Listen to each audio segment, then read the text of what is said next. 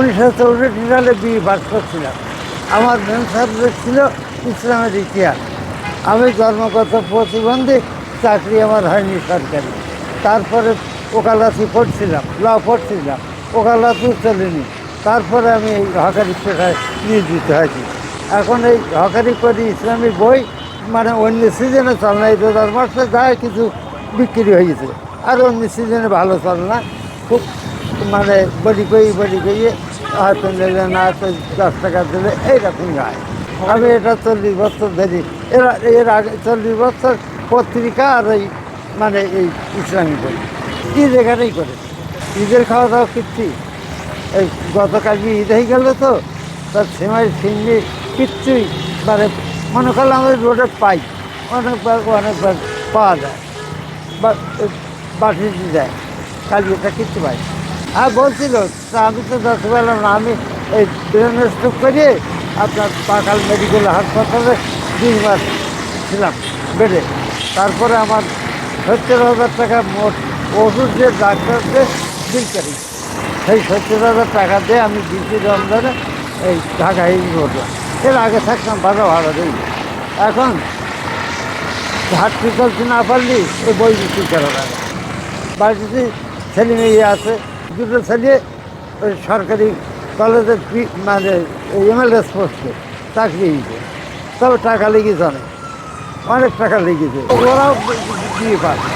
যে 2টো ছেলে আমাদের সেখানে চাকরি করে ঢাকায় বয়েজ কলেজে, 2টা বয়েজ কলেজে, তারা 2টাই বিয়ে পায়। 4 লাখ টাকার ডোনেশন দিচ্ছে কলেজের উন্নতি করে, তারপরে এই চাকরি। এখন বেতন খুব বেশি না, 20-এর মধ্যেই বেশি। ছেলেরা খরচে হ্যাঁ তা যায়, কিন্তু আমার আর খরচ নেই, আমার তো এখন আর কোনো খরচ নেই। বিয়ে শাদি করেছি 1379 টাকা, 1379 বাংলায়, 24 পয়সা। ইংরেজি দেখেন এবারে হিসাব করে ওটাতে আমার ইংরেজি সালটা ধরা নেই, আমার ইংরেজি সালটা ধরা নেই। 1379, 24 পয়সা, এটা হচ্ছে আমার ম্যারেজ। আমার সহকর্মী উনি সাতক্ষীরা, কার সাথে থাকে?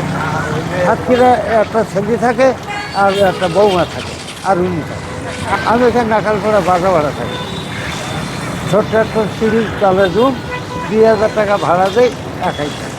খাওয়া দাওয়া হয়েছে 30 টাকার পার মিল, মানে দুপুরে খালু 30 টাকা, রাত্রে খালু 30 টাকা, সকালে খালু 30। এই হ্যাঁ ভাই যাওয়ার কথা বলছিল, আমি বললাম আমার এখন টাকাটুকি হয়নি, আমার 70,000 টাকা তো গেছে ডাক্তারের দিচ্ছি, আর ওষুধ কিনছি, আবার এই ওষুধ ফ্রি গেছে, আবার ওষুধ দিচ্ছি। ডাক্তার হয়তো ভালো, কিন্তু সমস্যা হচ্ছে যাদের পড়ার ইচ্ছা আছে তাদের আবার মানে সামর্থ্য নেই, টাকা নেই। আর যাদের পড়ার ইচ্ছা নাই তাদের টাকা আছে, তারা নিচ্ছে না। এই হচ্ছে এই ব্যবসাটা, দৈনিক 500, 700 এরকম। আমি 1964 সালে বিয়ে পাস করি। তারপর ওই যে প্রতিবন্ধী কোটা ছিল না, আমি তো জন্মগত প্রতিবন্ধী, মায়ের পেটের থেকে প্রতিবন্ধী।